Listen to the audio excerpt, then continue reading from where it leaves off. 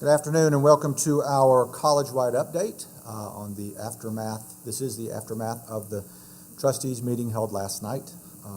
Glad you are here. Last night's meeting was a rather lengthy meeting. It was the annual meeting. We had a lot of stuff to cover, a lot of routine things that have to be voted on an annual basis. We will go over those. We're not going to go over them in depth. You won't get the full advantage of the 3-hour meeting that we had last night, so we're going to condense it down. There's a lot of stuff to tell you all, though. I do want to remind you that we are recording this for posterity, so look your best. Apparently, my bald head was on the news last week. I'm not sure how you all could pick out one bald head from another, but I got several text messages. I was in Charlotte with the trustees, and apparently I have a rather notable dome. But I appreciate you all being here. I just left a meeting that probably emphasizes more than I have seen in recent time the reason why we are doing what we are doing. This is a meeting with Dr. Pamela Howes, who's with North Carolina Department of Commerce, as well as several other individuals who are desperate for people to go to work in their industry, their various industries. There's a terrible shortage of workers out there that is current and anticipated. At the same time, we have openings in almost all of our technical programs, and yet we know that as those students graduate, they will be able to find jobs. And this is being emphasized by a room full of individuals from various businesses that are ready to put our students to work. We'll share some interesting statistics later on about the concerns that we have. Let's just say we've got our work cut out for us going forward, but the good news is our students are wanted and wanted rather desperately around this area, but we'll cover a little bit more of that in a moment. We're going to do our same routine that we usually use. The vice presidents are going to be presenting to you.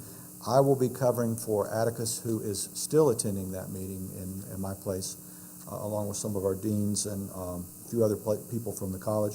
Sandy Hoylman will come up first, and then Rhea Crawford will follow her, and then I will do Atticus's report, and then I'll sit down while Susan Burley does an update on strategic plan and also our performance measures. Then I'll get back up and cover my portion of last night's meeting and some of the other things that are going on, and then we will adjourn. We're going to do our very best to get you all out of here in an hour. We are starting right on time, so Sandy, if you want to come up and give us the shorter version of what you did last night.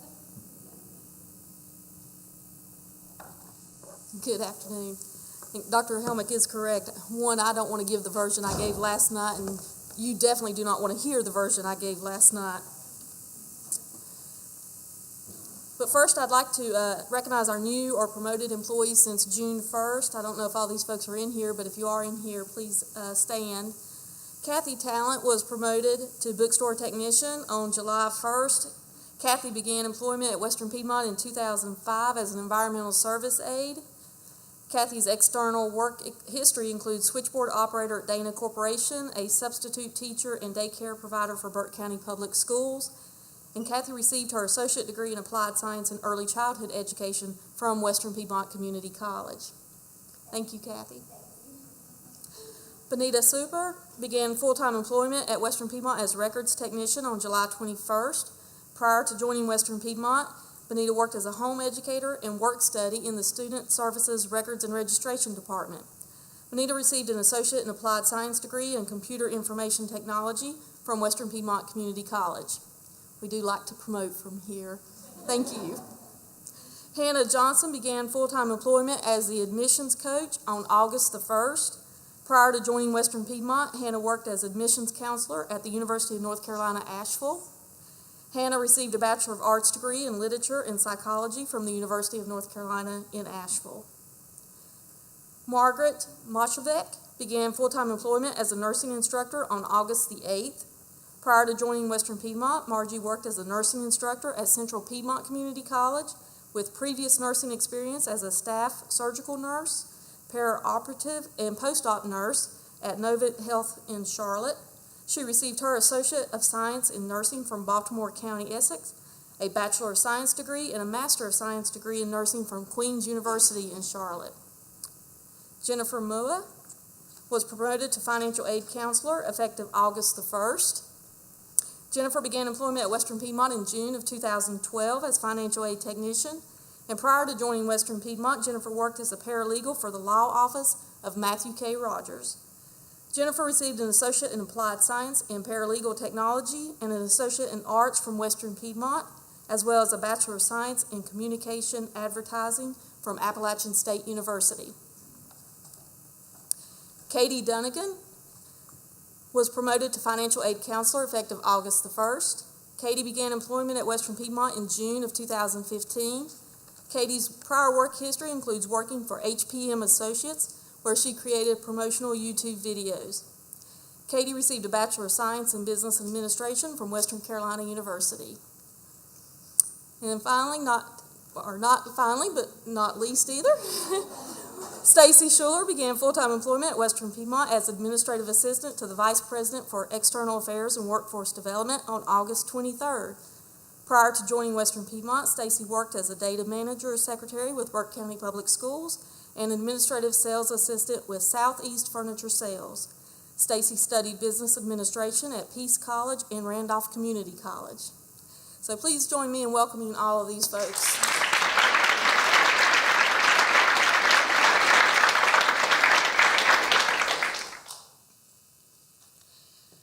Just an update on our custodial services. As from our last meeting, we did select GCA Education Services to be our custodial partners. They began on August the 8th, a little more than a month ago. David Powell, if you will stand up for us, was named our on-site manager just a few short weeks ago, and he hit the ground running, literally running. We still have some transitional things to work through, but as we said during our last meeting, this normally takes anywhere from 45 to 90 days for a new startup. So if you do have any concerns or issues, please send those to me, and I did send David's contact information to all the deans, so you can copy David as well. But if you'll keep Ronald Gray and myself informed, that helps us make sure that we're working on this partnership together. As part of this process, we also maintain 2 positions, Facility Services Aides, who report to Ronald Gray. Jean Gaither is one of those, and we're still in the interview process for the second person. These positions will assist us during the day with any housekeeping needs that we might have. They will also be delivering packages to our faculty and staff and help to maintain the outside of our campuses, our buildings, and our grounds. As Dr. Helmut said, we went through a lot of things last night at the trustee meeting, and I will not go in detail on any of them, but just a few things that we talked about that were discussed and approved. We have our annual review of internal equipment audit, which is our inventory that's reported to the trustees annually. The review of our internal controls for financial and compliance processes. The approval of the Western Piedmont Community College investment policy statement. And then reports of our budget transfers, allocations, or reversions. One for the year ending fiscal year 2016, and then also for the beginning year of fiscal year 2017. The trustees did approve our 16-17 college budget. They approved to dispose of surplus property and to accept a donated item, which is a fire truck that is being donated by Bakersville Volunteer Fire Department. And then approval of a capital improvement project for our door renovations for access control. A few things on the budget that may be of interest. We have no tuition increase for our students this year, which is great. Last year we had a 5.6% increase, so really nice that we don't have any increase for our students. There will be a 1.5% salary increase for any employee employed on July 1st. That will be paid in the September payroll and retro back to July 1st. The bonus is a 1.5% bonus for any employees as of August the 15th to be paid in the November payroll. One part of the budget package that came out is colleges had a local authority to mitigate bonus leave or allow employees to cash out bonus leave. However, there was no additional allocation of money to do this. And so we recommended to the trustees, and with their approval, Western Piedmont will not provide this option this year. Hopefully, if that's still a consideration, we may be able to do that in the future, but at this time, we just weren't able to do that. There are no changes to our longevity benefit, and there was an increase of a retirement contribution, so the college will contribute 16.12%, which is up from 15.32% last year. So all the state budgets have been posted in Datatel, so the department heads I know are eager to go out and find your budget. It's not that much different from what was requested. There may be just a few items that were changed. And if you have any questions or concerns, please contact me. Over the next couple weeks, we'll be trying to schedule some budget meetings with deans and department heads or the directors to kind of review that budget and close the loop on the budget itself before we start preparing for next year's. So you can see that our total college budget is $23,337,310, with the bulk of that in the state budget. A large portion in institutional budget is the financial aid that comes through the college to our students. So it's a little bit misleading to see $6 million there, but we don't get to keep much of that. Something that we want to just remind everyone of is our emergency guide. The faculty and staff can locate this on the intranet under Business Office. It's the emergency guide. It's a little bit more detailed than what's on the student side, but it gives you information.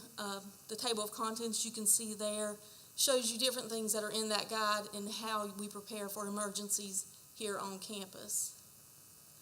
On the student side, you can just go to wpcc.edu/safety, and this will get you to the student section, which gives you some things to do in case of severe weather, violent acts, medical emergencies, fire, or suspicious activity. Please, in your classrooms, let students know where this is located, maybe even refer to it a couple times throughout the semester so that they're aware of what we would expect to happen in the case of an emergency. And we will have a few drills. There is one fire drill coming up in September. In October, we hope to have a lockdown drill to practice some of these things themselves. But the best thing is just to make people aware of where they can find this information. Okay. Bless you. I'll move on to the facility update. So our greenhouse over on the Richardson complex is pretty much complete except for some minor things, mostly just the fence that goes around there and some things that they are finishing up on.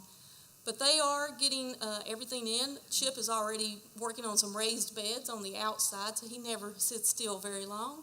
And he is getting some things on the inside as well. So they're moving ahead with that project, and we're excited that that is completed. The Megatronics building, we have got approval to move ahead with the construction bid. We had a pre-bid meeting on Monday with general contractors, and the bid opening will be on September the 22nd for the Megatronics building. So we hope to get started pretty soon on that. We'll actually have a groundbreaking on October the 14th, and hopefully they will actually really break ground soon after that. And it won't be a figment of my imagination, as Rhea has been accusing me of since she got here. So LRC renovations, you've been hearing a lot about what we've been doing in LRC. The Learning Center is going to be comprised of the library, the Sam Irving Library and Museum, the Goodfellow Museum, the Academic Success Center, and a Student Collaborative Center. You can see a little bit of before of what it looked like with the rainbow colors that we had back in the 80s. And now what it looks like with the new carpet and ceiling tiles, the lights, the new paint. The Academic Success Center is beginning to move in down there. We don't have them completely moved. We hope to get that done in the next few days. The Student Collaborative Center, we hope to have this lounge area which will be attractive to students to congregate in. And our trustees already seem to like it, especially the egg chairs. Places for students to study individually, places for students to work together as groups. We're really excited about what's going to happen in the Learning Center. Behind Ralston Building is where the Pottery Kiln Building is going to go. That's going to store their supplies, their kilns, some of their equipment in this building. You can see some of the designs that we have for that. It's really going to be a metal building, but they're going to make it a little bit more impressive than just a metal building. So I think you're going to like the design of that and where it's at. The H building, this is where crafts used to be downstairs in the H building. We are looking for qualified architects now to design renovating the bottom of H building and also the top of H building, which has classrooms and the dental program. And even the outside area where pottery used to store some of their supplies, We hope to make that more attractive, maybe even have a patio area for Burke Middle College students to use out there. Cosmetology, again, we hope to start that program in fall of next year and plan to use the building where the old Walmart used to be across the bridge, across the interstate. So it's going to be close by. We are going to be looking for a cosmetology instructor to come in and help us design this so that we can get the flow right for students and patrons. Again, like I said, the trustees last night did approve to move ahead with a door renovation. Most of our doors are going to be structurally renovated in order to handle electronic strikes and locks. And we'll also have the software installation and training to be able to control those doors electronically, so we can lock down the whole campus at one time or lock down one building at a time if we need to. So this will be a great help to security and I think to everyone's peace of mind. The second part of LRC renovations is what we used to refer to as LRC 120, and then also the kitchen and the break area. Hopefully the lounge and that kitchen area you see at the top will be where our food service vendor will set up, and then 120 is going to be more of a cafe area where students can, again, collaborate, eat together, and study together. When the Academic Success Center moves into LRC, it's obviously going to leave a large space upstairs. So we hope to actually renovate the entire top floor of Moore Hall because we've been using 275 as a boardroom. It's where our trustees have met the past 2 times. It seems to be a very good room for this. It's close to our offices in case we need to go back for anything. And it's been working out pretty well having them there, but it needs some renovations to make it just a little bit better for a room to have meetings in. Then also classrooms, we hope to put back into the Academic Success Center where it's at now. We'll put some classrooms back in that space, which may move some of the offices that are kind of on the back end. So there will be renovations throughout most of the top floor, so we're just going to look at the whole top floor at one time. And that's the facility updates that I have for this time. Thank you.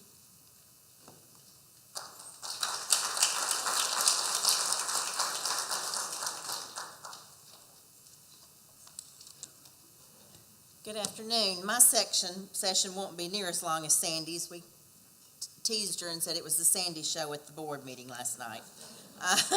The Rhea show's very short, I promise. At the board meeting last night, one of the first things that we did was recognize our talent search group. If you're not aware, they have received renewed grant funding from the Department of Education for the next 5 years.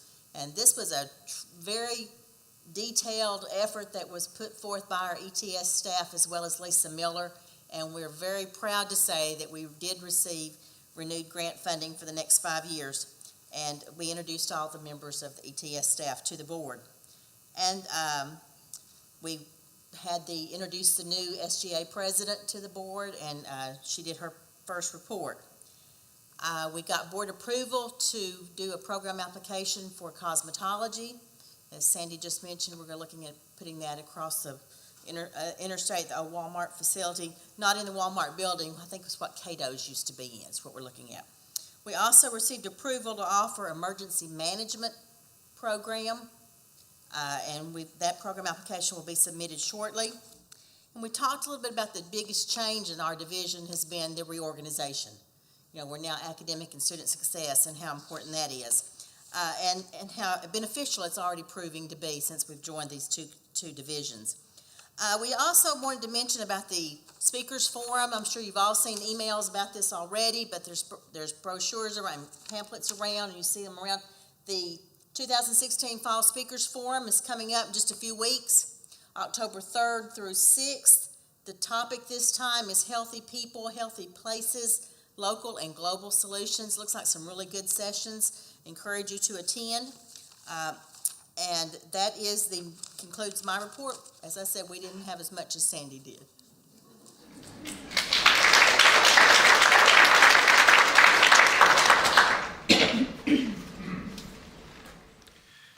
As I said earlier, I'm substituting for Atticus. I also substituted for him last night. His daughter had surgery, and they were at the hospital all day yesterday, so she's doing fine. She broke her ankle, yeah, I was going to say leg. And, well, they were at the beach, so they had one of those very eventful beach trips where you break something and spend a good bit of your time in the emergency room. So he apologizes for not being here, but you've got me instead. I do want to start by talking about the foundation. He does have he has 5 new directors to the foundation board of directors. Kimberly Kling, who is with Morganton Savings, is a new director, as is Randy Loftus, I did this last night too, managing partner of Constagny, Brooks, Smith, Profet from Winston-Salem. Mr. Loftus is moving back to this area after having been gone for a while. He's sort of a transplant back here. He grew up here and is coming back, so he's excited to be on our board. Stacy Ripley, who is the owner of Honeybees Events, some of you may have known her from her days with the Chamber, is joining us. Libby Stevens, who is a partner at Real Living Carolina Properties, and Tia Yang, who's quality control at Gersheimer Glass, is also a Western Piedmont alumnus, and I believe she was one of our Burke Collegiate Scholars, if I'm not mistaken on that. Very excited to have all of these folks back here, and it's always great to have someone who has their deep roots in Western Piedmont.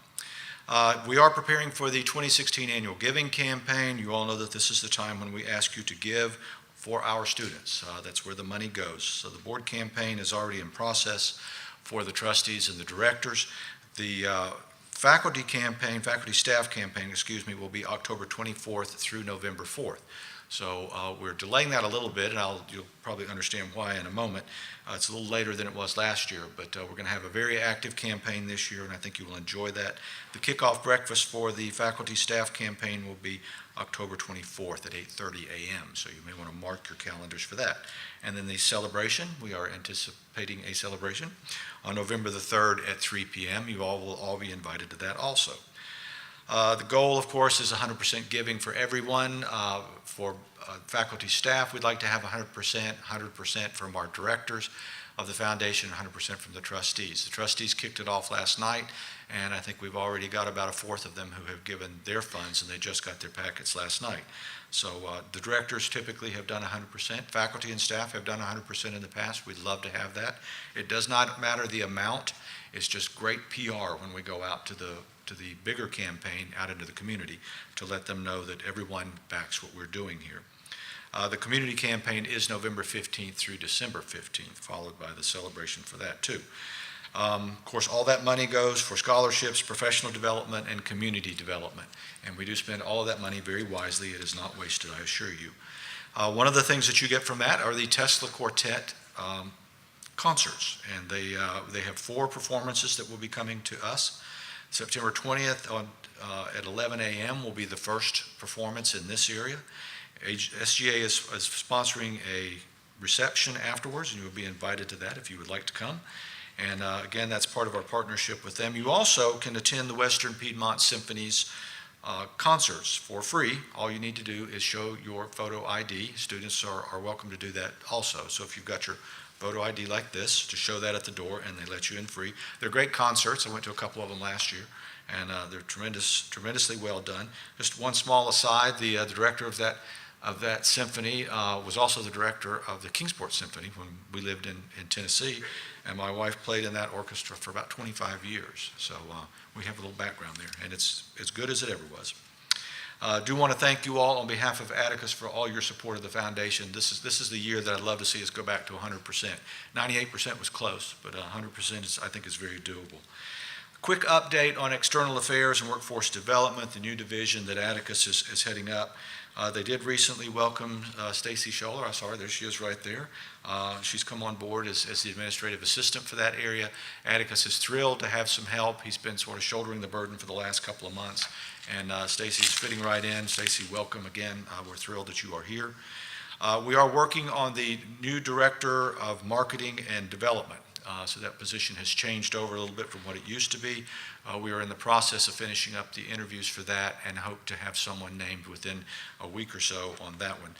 Atticus did want to thank the committee that helped select those the candidates and went through that process, the interview committee. Thank you all for your work. Want to let you know that FTE for continuing education is an upswing, so we're headed up in that area. It's slightly higher than it was last year at this time.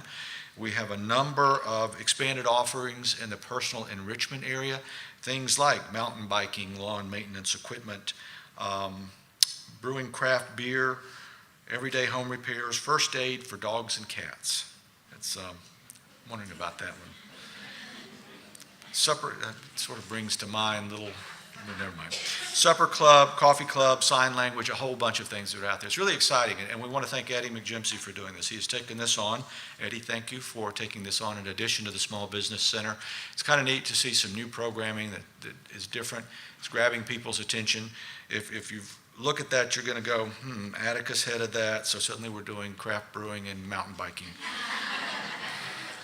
That's all right. We add woodworking wherever I go too. So, we do have another exciting thing coming up, the Fire College. We don't know the final numbers, but typically we bring over 300 people to this area. October 13th through the 16th, they will be in this area. There's fire and rescue personnel from all across the state that come here.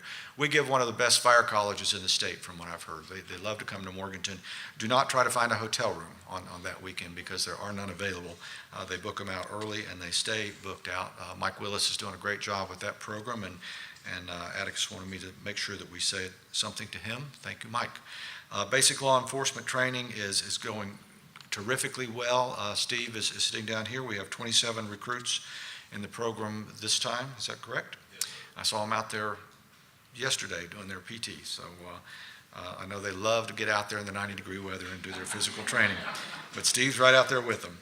But that's a growth area. Some of you may not realize that BLET programs are closing across the state due to a lack of participation, and ours is at not an all-time high, but it's certainly up there among some of the highest that we've had. People cross counties to come to our BLET program. So thank you, Steve, for the work you're doing.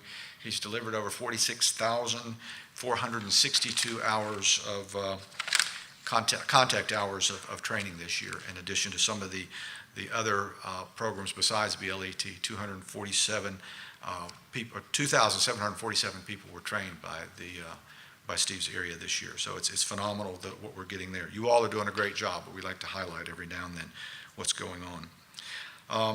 Thanks to Steve and to Robin for the work that they do. Robin does a huge amount of that background work. So Steve, I don't think would want to give up Robin, and we're not asking you to. But okay, thank you, Martin. That's right. I should have mentioned Martin. Rick Furs is doing a terrific job in our customized training program.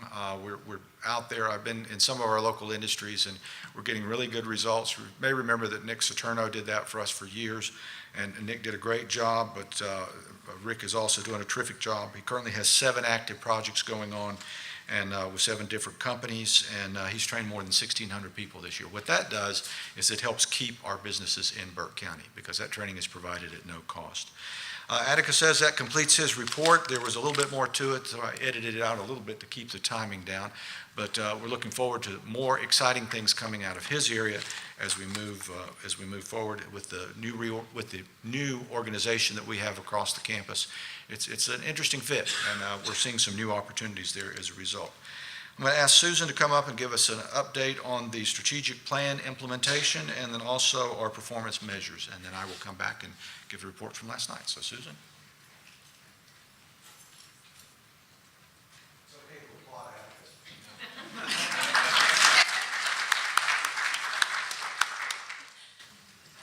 While Kathy's working on pulling up the performance measures, I'll go ahead and start with the strategic plan. And as you all recall, we spent a lot of time on this last year and even prior to that. So we want to make sure that at this point it is implemented and doesn't just sit on the shelf. So where we're at right now is that we've developed a template that will help us track what we're doing to implement the plan. And the president and vice presidents have taken the first stab at filling out the template for their areas. They'll be reviewing that tomorrow at Planning Council. And after we work through that, then we'll be moving out to the deans and directors to work with that group of individuals to develop their work plans for the strategic plan. And then following that, we'll start incorporating the strategic plan into program review. And I know a lot of people are probably cringing to hear that word program review, but we have been working quite a bit on that template to simplify it and hopefully make it a tool that is useful to you. So when we get to the point of working with you on your program review, you will see the strategic plan incorporated into that. And just a note that this will apply to everyone, not just curriculum programs, but will apply to all positions across campus. So we look forward to working with everyone on the implementation of the strategic plan and hopefully, a year from now, reporting back on what we've accomplished in terms of our goals in that plan. So right now, I really wanted to focus on our 2016 performance measures that we received from the community college system in late August. As you are probably aware, these are the performance measures that come out every year. It's a way for us to gauge how we're doing in these 7 areas, and also to compare how we're doing against the other community colleges and against the benchmarks that have been established. So if you look at the chart on the screen, green is good. Green means that we met or exceeded the system excellence level. So you can see that we are in the green for credit English success and credit math success. They've changed the way that they're measuring those areas, and so previously it looked at the success of developmental students once they moved into a credit-bearing course, but this year these 2 criteria are looking at the percentage of first-time associate degree seeking students or transfer pathway students, and the percent that passed a credit-bearing course with a C or better within the first 2 academic years. And you can see we did really well in this area. The excellence level was 55.9% for credit English, and we were at 61.6%. For credit math, excellence was 32.5%, and we were at 36.4%. Moving on to the yellow areas, these are areas where we didn't quite meet the excellence level, but we are above the college average. So we were in that category for 4 of the performance measures, beginning with basic skills. And if you recall, previously we tended to be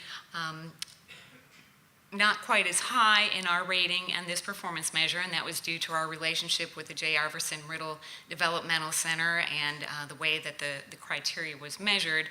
It was just by nature that the students at the Riddle Center were not going to be able to meet the criteria that were established here. That relationship has changed, as well as the way that this performance measure is being calculated. So you'll see this year we're at 58.5%. Last year we were at 17.9%. So this is a big change in the report we're seeing this year. First year progression, we just missed the excellence level. Excellence was 75%. We were at 74.4%. And this particular criteria looks at the percentage of first-time fall curriculum students who attempt at least 12 hours in their first academic year and successfully complete 12 hours. Licensure passing rate, 87.5%, which is, again, just below the excellence level at 90.9%. This is the aggregate institutional passing rate of first-time test takers on licensure and certification exams. So these are exams like the BLET exam, the nursing exam, the EMT exam. And in comparison, we were at 86.4% last year. So again, this is an increase from last year. And then the transfer performance measure, 87.6% is the excellence level. We came in at 82.8%, and we are a little bit lower than last year. Last year we were at 85.7%. Transfer performance is looking at the percentage of associate degree completers, as well as those students who complete 30 or more credit hours. They then transfer to a 4-year university and have a GPA of at least 2.25 after 2 semesters. The criteria did change a little bit this year. Previously, the GPA was 2.0. Now the GPA has to be at least 2.25 to count in this criteria. And then finally, you'll see red for curriculum completion. And that means that we are above the baseline, but we did not meet the average of all colleges in this criteria. We weren't too far off. The average was 44.1%. We were at 43.4%. And in this particular criteria, it's looking at the percentage of first-time fall credential-seeking students who graduate, transfer, or are still enrolled after 6 years. So this data is actually looking at the 2009 cohort of students. And if you'll recall, 2009, that's during the recession. A lot of students at that point were could have been here just to pick up a class or two or some new skills, maybe weren't here with the intention of getting a degree. So that's affecting these rates, as well as the fact that these rates are now including dual enrollment students. So that means all the high school students who are here are now being included, and we know that that student population may not be as high as the other students in terms of actually completing their program area. So that's definitely impacting that area. So that's just a very, very quick overview of the performance measures. If you look at all 58 community colleges, with one being the worst, or one being the best or highest performance, and 58 being the worst or lowest performance, we are number 5 for first-year progression. We're number 6 in credit English success and credit math success, and we're number 15 for licensure passing rate, and number 22 for basic skills progress. So, 5 of the criteria were in the upper half of all the colleges. If this is the type of information that you're really interested in and you would like to delve into it deeper, the system office has a dashboard on their website that can be a lot of fun if you're into that sort of thing. You can dig into the data a little bit deeper, and I'd be happy to go over that website with you if you're interested. Thanks so much.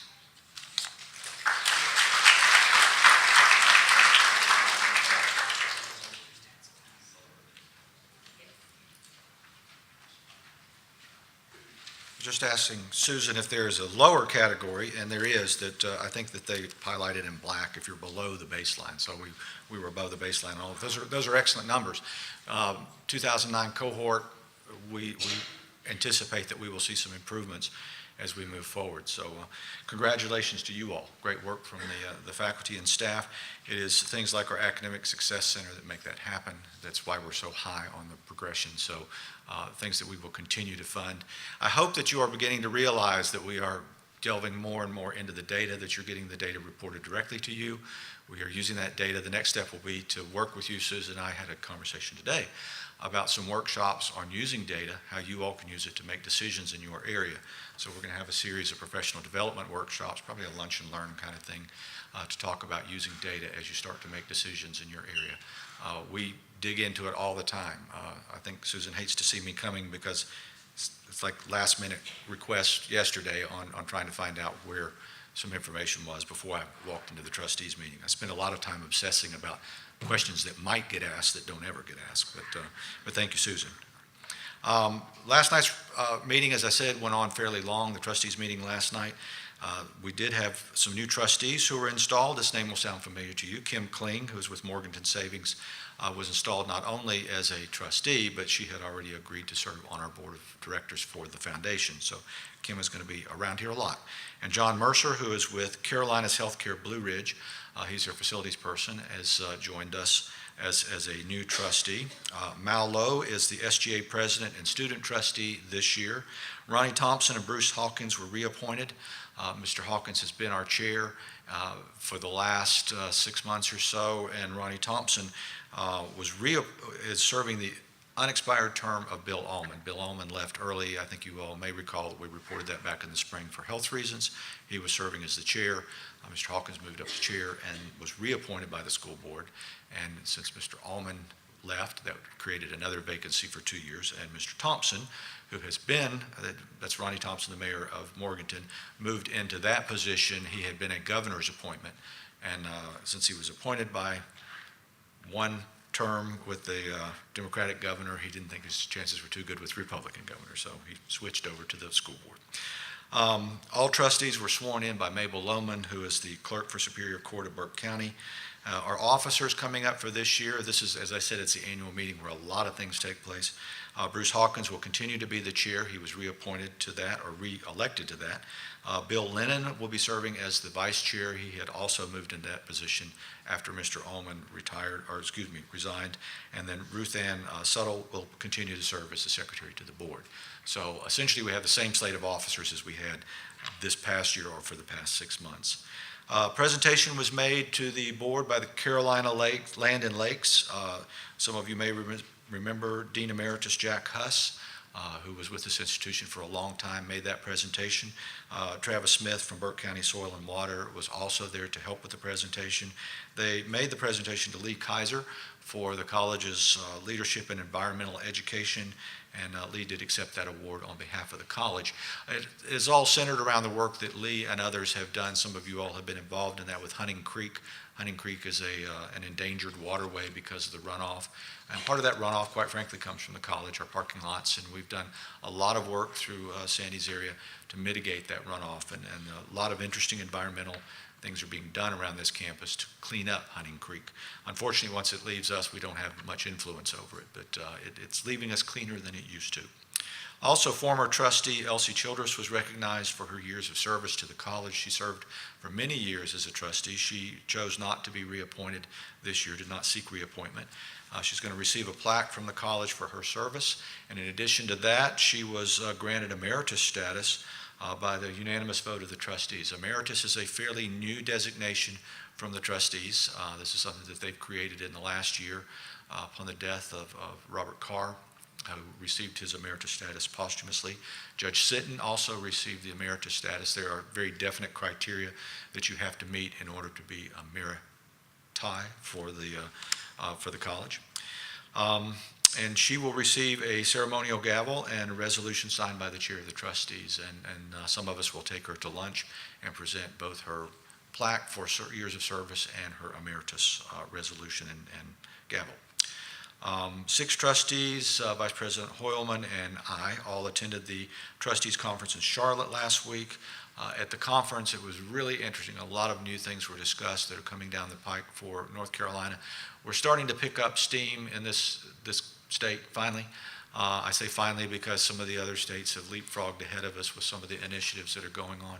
I think you're going to see things like performance measures and performance funding become more and more emphasized in this state. More of our funding will be tied to it. Other states have already done that. Tennessee is an example of a state that's done that. A lot of talk about free tuition for students at the meeting. A lot of other things that are going on. We did have addresses both by the governor and the attorney general who is running for governor at this conference. They spoke glowingly about their devotion to the community college, and we would be thrilled if that would translate into money. So far it has not, but I will tell you that the governor's budget, to be fair, the governor's budget has been consistently, in the last 3 years anyway, has been the best of the 3 budgets that we wind up with, the 4 actually, because the one comes out of the joint session. But his budget has always been the best from the community college perspective. He's always put more money in there. Doesn't always put everything we want, but then none of them ever do. The annual reviews that went on last night, the annual review and confirmation of the college mission statement, I think you all are aware of it. Western Piedmont Community College's mission is to provide accessible, high-quality education that improves lives and promotes growth in our community. It's still our mission statement, so we have to reaffirm that every year. We also looked at specific fees. There were only 2 changes in the specific fees, things over which we have limited control, unfortunately, but they've essentially stayed the same that they were last year. We did amend policy 4.13, the Student Code of Conduct. It is in response to an email that we received from a group called the Alliance for Freedom. We did work with our attorney, Chad Donahue, and the basic version of that is that there was some language in our policy, which also contained the procedure, that was not legal. and we had things in there that basically we could not say. We did work that we took their advice and we worked with our attorney to get the specific wording. We're in the process of changing the procedure. What the policy did was remove the the procedure. As we go forward, what you will see and should have continued to see if you have gone back and looked, we're going to a new numbering system, but more importantly, we are paring the policies down to pretty much the bare minimum so that they don't change radically. It takes a long time to have a policy go before the board and get changed. And where we can, we're moving things into procedure manuals, and they should only be listed in one place. I'm a little bit obsessive about where things are listed. Imagine, if you will, that if you have the same policy listed, policy procedure combined, you list it there, and then you list it in two other places, the student handbook and yet a third place. Guaranteed, the first time you have a change at the policy level with the board, somebody's going to miss changing the other two places. So going forward, we will eventually list things in only one place. The policy will direct you. Eventually, we hope hyperlink you to wherever that procedure is, and it will be in that one place so that when we change it, we can keep it consistent. We have a lot of inconsistencies in our policies and procedures, and we're just trying to clean them up. But you'll see that it's radically different when it's posted up there, that the policy has been pared down from 4 pages to 2 paragraphs, and we did 4.13A and 4.13B. There's also a strange thing that happened, I'm assuming it happened when SACS was occurring, is that we stuck policies places that they maybe didn't really belong. We knew that we had to have it in there. There wasn't an obvious fit, so we just kind of stuck it somewhere. So we're in the process. If you look at 4.13A and B, you'll go, what are those two doing together? And so we're cleaning that up too as we go through. Eventually a new numbering system that will take place, and it should be very easy when it's on the web. Anything you want to see, you click on it at hypertext to the procedure or whatever else needs to be on there. So we're simplifying. Our compliance review was also approved last night. State approving agency compliance survey was approved. Our continuing education internal audit was approved last night. Those are all things that are done at the annual level, paperwork that we have to do. Do want to talk to you a little bit about enrollment trends at Western Piedmont and the research that I have had Susan doing, and I want to talk to you a little bit about data and what's coming up and some concerns that we have. These are things that I did share with the board last night. So Kathy, if you want to zip to that first slide. This is a graph of Western Piedmont. It's a little hard to see when we did it, but I'm going to use my little patented pointer here and show you what's really important. This is basically our schools that we have compared with over the years and the trends in their enrollment. So turning around so you can hear.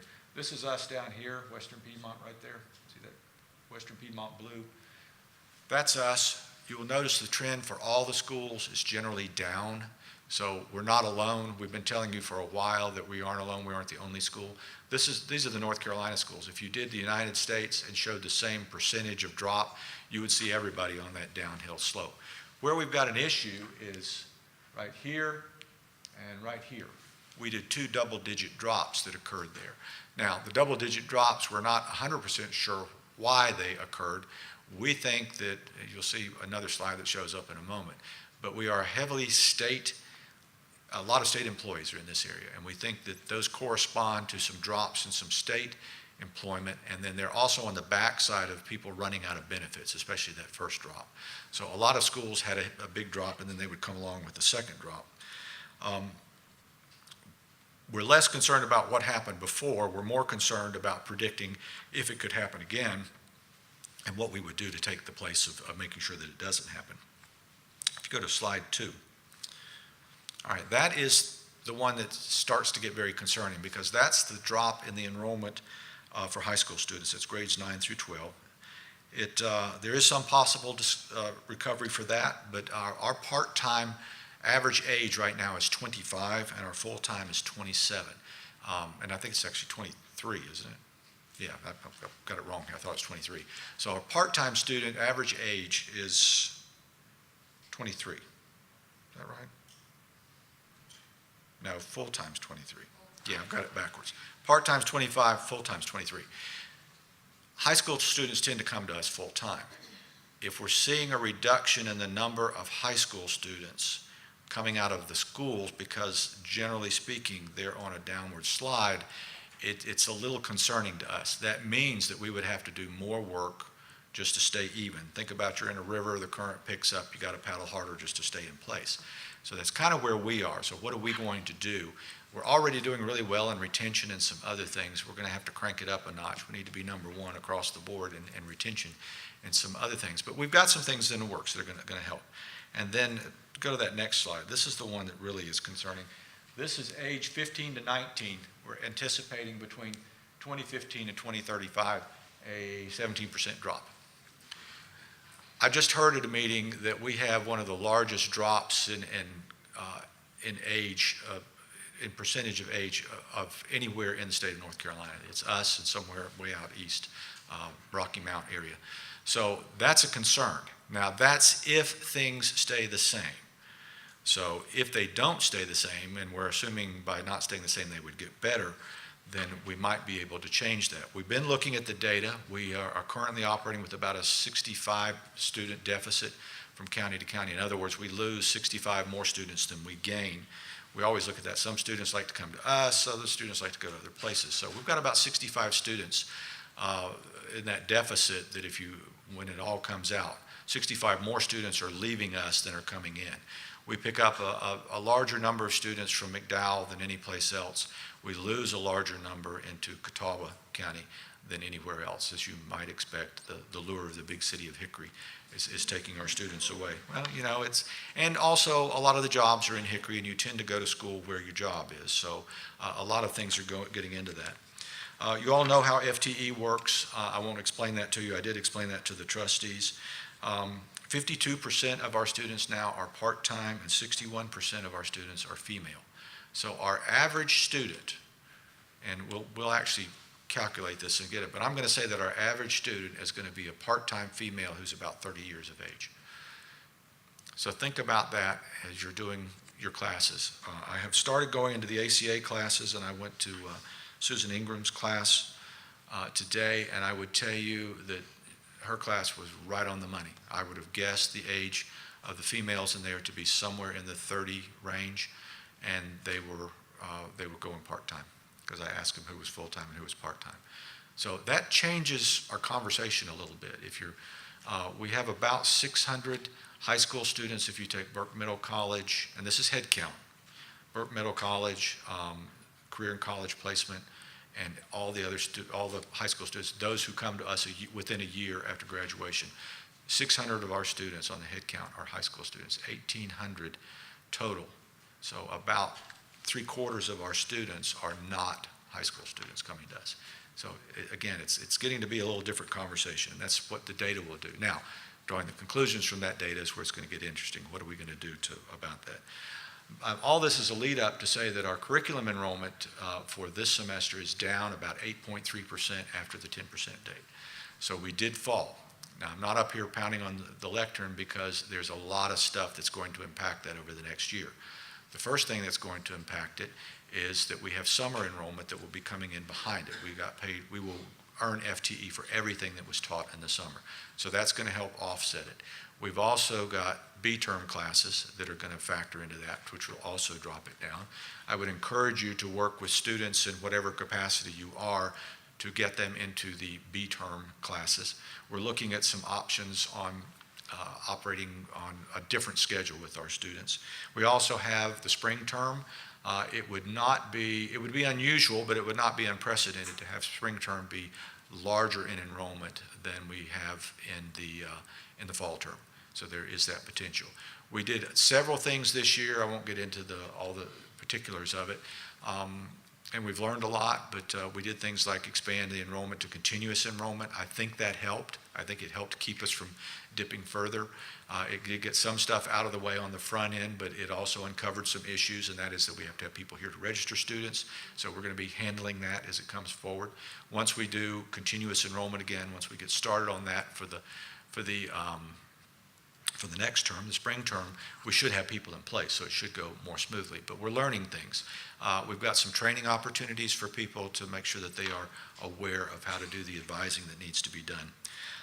But as I said, I'm not here pounding on the lectern because I think we're headed in the right direction. I think we've figured out some things that are going to take us to the next step. One of those is that our career and college placement is up dramatically from a year ago. I think you said 100 students last year, so we're 100 students higher in career and college placement over a year. That is due to the relationship that we have with our school system, which is the best that it's ever been in the years that I have been at this institution. And that's not to take anything away from what it has been, it's just circumstantial, but also people working really hard to make sure those relationships work. Rhea's doing a great job of reaching out to our Burke County Public Schools partners, and then we've got our new career coaches. I saw Josh earlier. There you are. They're doing a great job. We saw an uptick in, okay, where is she? Hey, Kirby, thank you. Kirby's over here. I saw Josh. I didn't see Kirby come in. Thank you, Kirby. So those are our two career coaches. We are placing a whole lot of faith in you guys, and we need you out there, because with the number of high school students that we have, and there's going to be a lot of initiatives coming up to get high school students into this institution. Great opportunities for students to come here. We're talking about the fees that we charge CCP students and some other things that could be barriers, so we're going to be trying to overcome some of those barriers. But it is really important that we get out there in the high schools and the middle schools. The meeting that I left prior to coming here was all about getting those students in here, so there's a renewed interest. So going forward, what are we going to do? We're all going to work hard together. The biggest thing that we can do is retain more students, because every student that we retain, you've heard this speech before, it's like finding new customers. It's a whole lot cheaper to keep an existing customer than it is to find a new one. But we still need new customers all the time. So if we can retain more students, we're going to be ahead of the game. We've got new programming coming down the pike. Cosmetology, you've heard several things mentioned about that. We know that that's an automatic plus for the high school students. They're the ones that ask us to do that. So, don't despair at this point. We're all working together. We don't anticipate any huge budget issues. Sandy and her folks have done a really good job of helping us balance the budget, but we really need to work hard to make sure that we get more students in here to grow, because you can see what we're dealing with. And quite frankly, if we can start to turn that around, we can start to change that number too. And with things coming down the pike, we know that the School of Science and Math, technology and engineering, whatever they're going to call it, I've heard several things knocked around, that's going to bring upwards of 300 people into this area that could be potential students for us, but also could be folks that would work with us to get more students here. So that by itself, and I'm seeing the fabric change around here, and we're seeing a younger group. Unfortunately, that younger group is so young, we won't see their students for a few years. Their children won't be here as students for a while. But if we can start tipping it the other way, we'll be in good shape. So I think we're all going to work together this year. I know we will. I'm optimistic that we're going to see things change, and I think we're going to start to see them turn around pretty fast. I do want to mention one rather bit of sad news. Shelby Police Officer Tim Bracken died on Monday after being shot over the weekend, serving a warrant. He is one of our BLAT graduates. He is the third one of our graduates who was killed on the line of duty. Steve brought this news to me. It is, if you would keep his family, wife and daughter in your prayers. It's rather devastating to that community, and we are heartbroken at this institution that it happened, but please keep them in your prayers. October the 14th is the groundbreaking for the Mechatronics building. You all are invited. It's kind of a soft opening. We are going to have some people come out and throw shovels of dirt, do the usual thing that they do with groundbreakings, and you'll start to see construction happen this fall, we're sure. Sandy assures me. What the big one that you want to hang around for, though, is the grand opening of that facility. We hope by sometime in the late spring, maybe the summer semester, because that's when we'll have all the cool stuff and the better refreshments too. So, next meeting of the trustees is going to occur on November 8th. That's our regular November meeting. It will be considerably shorter than this meeting. It's not the annual meeting. Also, I think I mentioned that I'm starting to come around to some of the ACA classes. My plan is to hit them all, and we're going to do a video for the online classes. I'm already hearing some interesting stuff from students. Susan Ingram's class was where I was today. It's a great opportunity for me to meet them before they walk across the stage, and the first time they see the president is when he shakes their hand, giving them the degree. But great bunch of students, as I said, but it's just in the few visits that I've done, I'm already learning some things that we can, easy fixes to make that would make things more comfortable. But if you think about it, a 30-year-old, possibly single female as our average student, think about the needs of that person as opposed to a high school student. Here's one little takeaway. Students today said, we came here and people expected us to know how to use a computer. We assume everyone that darkens our doors has already done all the computer stuff. They said, drag and click. We had no idea what they were talking about. We don't think about how that impacts our students. Simple things like that. It's common language with us. And you know, educators talk in acronyms all the time. So we've got an opportunity there if we can make this an even more welcoming place. Now, the good news is they all love Western Piedmont. But the flip side of that is that we've got some areas to work on. Thank you all again for all the work that you do. For those of you that are viewing, I appreciate it. It's going to be a great semester. We'll be back here in November to report on the next phase of this. Someone has referred to this as State of the College, ABC. We hope you like the new format of keeping you informed. We promise to do that. If you have any comments, remember, go on the website. Several of you have already commented on the Tell Us How You're Doing. We really do read those. We really do discuss them. And we had some great comments that came out of the last time about Susan Williams and Tom Frost, who did an outstanding job of advising some of our students. So thank you, Susan. Thank you, Tom. That came out and Tell Us How You're Doing. We don't know who the student was, but she really enjoyed her time here. Thank you again. You guys have a great rest of the week.